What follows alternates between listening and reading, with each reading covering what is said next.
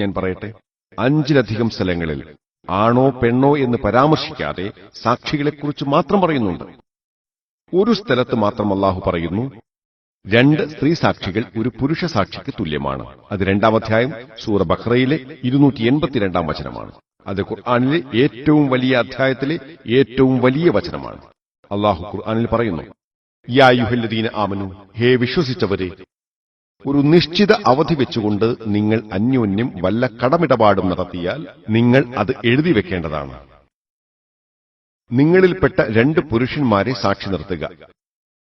പിന്നീട് പറയുന്നു, ഇനി ഇരുവരും പുരുഷന്മാരായി ഇല്ലെങ്കിൽ ഒരു പുരുഷനും 2 സ്ത്രീകളുമായാലും മതി. തുടർന്ന് പറയുന്നു, അവരിൽ ഒരുവൾക്ക് തെറ്റുപറ്റിയാൽ മറ്റേവൾ ഓർമ്മിപ്പിക്കാൻ വേണ്ടി.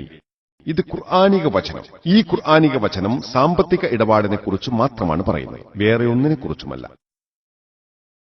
ശരിക്കും മനസ്സിലാവാൻ ഞാനൊരു ഉദാഹരണം പറയാം. ഉദാഹരണത്തിന്, ഒരാൾക്ക് ശസ്ത്രക്രിയയ്ക്ക് വിധേയനാവണം. ഒരുപക്ഷെ വലിയൊരു ശസ്ത്രക്രിയ. അയാൾക്ക് നല്ലത് യോഗ്യരായ 2 സർജന്മാരുടെ ഉപദേശം തേടലാണ്. അതാണ് സുരക്ഷിതത്വത്തിന് നല്ലത്. യോഗ്യന്മാരായ 2 സർജന്മാരെ കിട്ടിയില്ലെങ്കിൽ ഒരു സർജനും 2 MBBS ഡോക്ടർമാരും. കാരണം MBBS ഡോക്ടർമാർ വലിയ ശസ്ത്രക്രിയ ചെയ്യില്ല. ശസ്ത്രക്രിയയ്ക്ക് MBBS ഡോക്ടറെ ആശ്രയിക്കാൻ പറ്റില്ല. വലിയ ശസ്ത്രക്രിയയ്ക്ക് ഏറ്റവും നല്ലത് 2 സർജന്മാരാണ്. വലിയ ശസ്ത്രക്രിയയ്ക്ക് യോഗ്യന്മാരായ 2 സർജന്മാരെ കിട്ടിയില്ലെങ്കിൽ ഏറ്റവും ചുരുങ്ങിയത് ഒരു സർജനും 2 MBBS ഡോക്ടർമാരും. ഇതുപോലെയാണ് സാമ്പത്തിക ഇടപാടുകൾ. കാരണം ഇസ്ലാമിൽ സാമ്പത്തിക ഭാരം പുരുഷന്റെ ചുമലിലാണ്.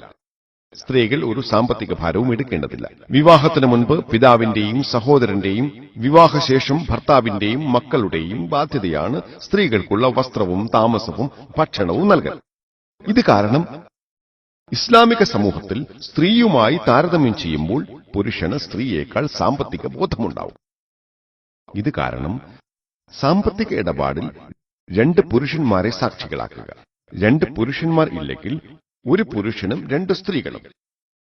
കാരണം ഒരാൾക്ക് പിഴവ് സംഭവിച്ചാൽ ചിലർ ഒരാൾ മറന്നാൽ എന്ന് പരിഭാഷപ്പെടുത്താറുണ്ട്. അത് ശരിയല്ല. ഒരു സ്ത്രീക്ക് തെറ്റ് സംഭവിച്ചാൽ രണ്ടാമത്തവൾ നേരെയാക്കും. സാക്ഷികളെക്കുറിച്ചുള്ള ധാരാളം വചനങ്ങൾ ഖുർആനിലുണ്ട്. അവിടെ സ്ത്രീയോ പുരുഷനോ എന്ന് പരാമർശിക്കുന്നില്ല. ഉദാഹരണത്തിന് 5-ാം അധ്യായം സൂറ മാഇദയിലെ 106 മുതൽ 108 വരെയുള്ള വചനത്തിൽ പറയുന്നു, നിങ്ങളിൽ ഒരാൾക്ക് മരണമാസന്നമായാൽ വസിയ്യത്തിന്റെ സമയത്ത് നിങ്ങളിൽ നിന്നുള്ള 2 പേർ നിങ്ങൾക്കിടയിൽ സാക്ഷ്യം വഹിക്കേണ്ടതാണ്. ഇവിടെ സ്ത്രീയോ പുരുഷനോ എന്ന് പരാമർശിക്കുന്നില്ല. ഖുർആൻ പറയുന്നു 65-ാം അധ്യായം സൂറ ത്വലാഖ് 2-ാം വചനം, ത്വലാഖിന്റെ സമയത്ത് നിങ്ങളിൽ നിന്നുള്ള 2 നീതി പാലിക്കുന്നവരെ സാക്ഷി നിർത്തേണ്ടതാണ്. സ്ത്രീയോ പുരുഷനോ എന്ന് പരാമർശിച്ചിട്ടില്ല. നീതി പാലിക്കുന്നവരായിരിക്കണം എന്ന് മാത്രം. ഖുർആൻ പറയുന്നു 24-ാം അധ്യായം സൂറ നൂർ 4-ാം വചനം, ചാരിത്രവതികളുടെ മേൽ വ്യഭിചാരം ആരോപിക്കുന്നവർ 4 സാക്ഷികളെ കൊണ്ടുവരണം, അല്ലെങ്കിൽ അവരെ 80 അടിയടിക്കണം. 4 സാക്ഷികൾ സ്ത്രീയോ പുരുഷനോ എന്ന് പരാമർശിച്ചിട്ടില്ല. 4 സാക്ഷികളെ കിട്ടാതെ ചാരിത്രവതികളുടെ മേൽ വ്യഭിചാരം ആരോപിച്ചാൽ 80 അടിയടിക്കണം. ഖുർആനിലെ ഒരു വചനം വളരെ വ്യക്തമായി പറയുന്നു, സ്ത്രീയും പുരുഷനും സമന്മാരാണെന്ന്. 24-ാം അധ്യായം സൂറത്ത് നൂറിലെ 6-ാം വചനം, തങ്ങളുടെ ഭാര്യമാരുടെ മേൽ വ്യഭിചാരം ആരോപിച്ചാൽ, ഒരാൾ തന്റെ ഇണക്കെതിരെ വ്യഭിചാരം ആരോപിച്ചാൽ, ഭർത്താവ് ഭാര്യയ്ക്കെതിരെ വ്യഭിചാരം ആരോപിച്ചാൽ, തെളിവോ സാക്ഷികളോ ഇല്ലെങ്കിൽ തനിച്ചുള്ള തെളിവ് മതിയാവും. അയാൾ 4 പ്രാവശ്യം അള്ളാഹുവിന്റെ പേരിൽ സത്യം ചെയ്യണം. 5-ാമതായി താൻ കള്ളം പറയുകയാണെങ്കിൽ അള്ളാഹുവിന്റെ ശാപം തന്റെ മേൽ ഉണ്ടാവട്ടെ എന്ന് പറയണം.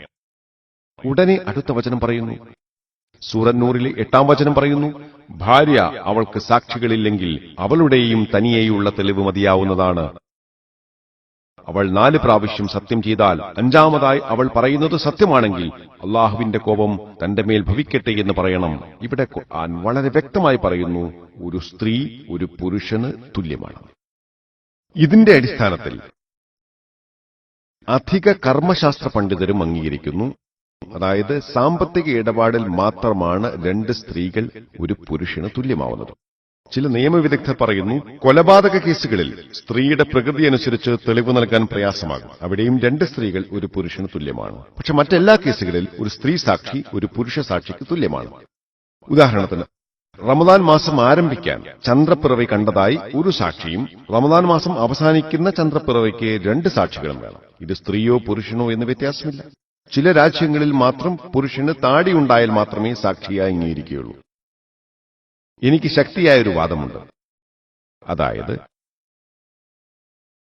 നബി സല്ലല്ലാഹു അലൈഹി വസല്ലമയുടെ പ്രിയപ്പെട്ട ഭാര്യ ആയിഷ റളിയല്ലാഹു അൻഹ 2210 കുറയാത്ത ഹദീസുകൾ ഉദ്ധരിച്ചിട്ടുണ്ട്. അവരാണ് ഏകസാക്ഷി. ഇസ്ലാമിക ശരീഅത്തിലെ 2210 ഹദീസുകൾക്ക് ഒരു സ്ത്രീ സാക്ഷിയായാണുള്ളത്. അവർ നബി സല്ലല്ലാഹു അലൈഹി വസല്ലമയുടെ ഭാര്യയാണ്. ഇത് വ്യക്തമായി സൂചിപ്പിക്കുന്നു, ഒരു സ്ത്രീ സാക്ഷി പുരുഷ സാക്ഷിക്ക് തുല്യമാണ്. സാമ്പത്തിക ഇടപാടുകളിൽ സ്ത്രീ പുരുഷന് തുല്യമായ കേസുകളുണ്ട്. ചില കേസുകളിൽ സ്ത്രീ സാക്ഷിയെ സ്വീകരിക്കും, പുരുഷ സാക്ഷിയെ സ്വീകരിക്കുകയില്ല. ഉദാഹരണത്തിന്, ഒരു മുസ്ലിം സ്ത്രീയുടെ മയ്യത്ത് കുളിപ്പിക്കുമ്പോൾ സാക്ഷി മുസ്ലിം സ്ത്രീയായിരിക്കണം, പുരുഷൻ സാക്ഷിയാവാൻ പറ്റുകയില്ല. വനത്തിലോ വിജനമായ സ്ഥലത്തോ ആണെങ്കിൽ ഭർത്താവിന് സാക്ഷിയാവാം. എന്നല്ലാതെ സാധാരണ ഒരു പുരുഷന് മയ്യത്ത് കുളിപ്പിക്കുമ്പോൾ സാക്ഷിയാവാൻ പറ്റുകയില്ല. സ്ത്രീയുടെ സാക്ഷ്യമാണ് സ്വീകരിക്കുക, പുരുഷന്റേതല്ല.